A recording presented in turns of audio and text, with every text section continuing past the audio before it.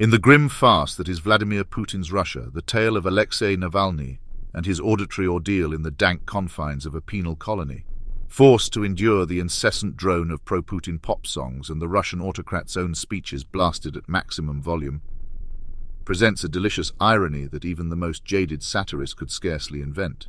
Navalny, the indefatigable scourge of the Kremlin's corruption, found himself in a Sisyphean loop of psychological warfare, a tactic doubtlessly intended to erode the very essence of his resistance. Yet, in a twist that would have amused Kafka himself, it is the operatives of Putin's own security apparatus who now find themselves ensnared in an auditory trap of their own making.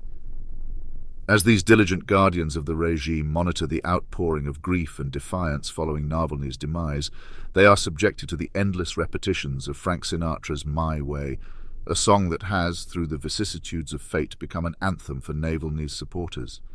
Here Sinatra's melodic declaration of individualism and defiance becomes a spectral taunt, a relentless reminder of the autonomy and dignity that Putin's Russia seeks to crush.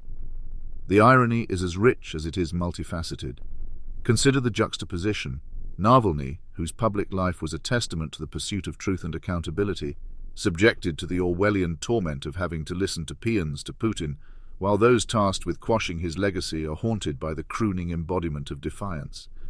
My Way, with its lyrical celebration of personal sovereignty and the courage to face the final curtain with no regrets, becomes not just a song but a symbol of the indomitability of the human spirit against the machinations of tyranny.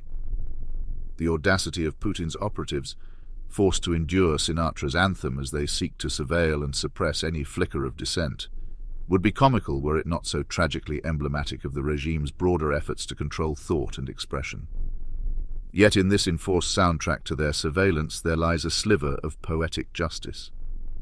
For every note of My Way that invades their consciousness, Sinatra's voice undermines the very edifice of fear and conformity the Kremlin seeks to construct.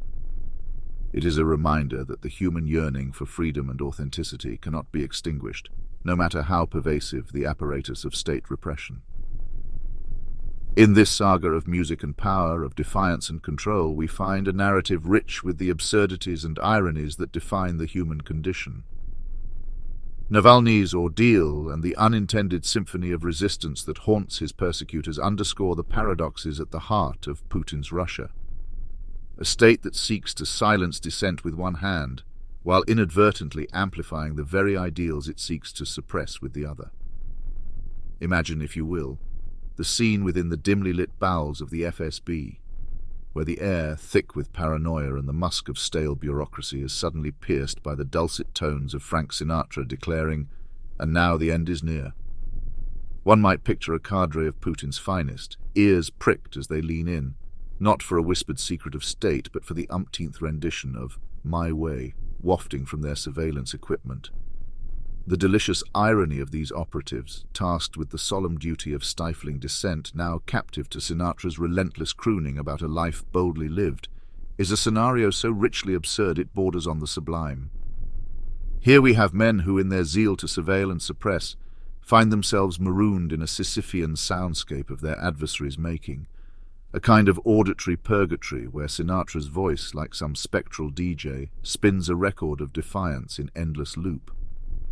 One can scarcely suppress a smirk at the thought of these hardened agents of the state, each night laying their heads upon their pillows, only to be haunted in their dreams by old Blue Eyes serenading them through the dark, a reminder that the spirit they seek to crush persists, echoing not just through the streets and squares, but in the very chambers of their own minds.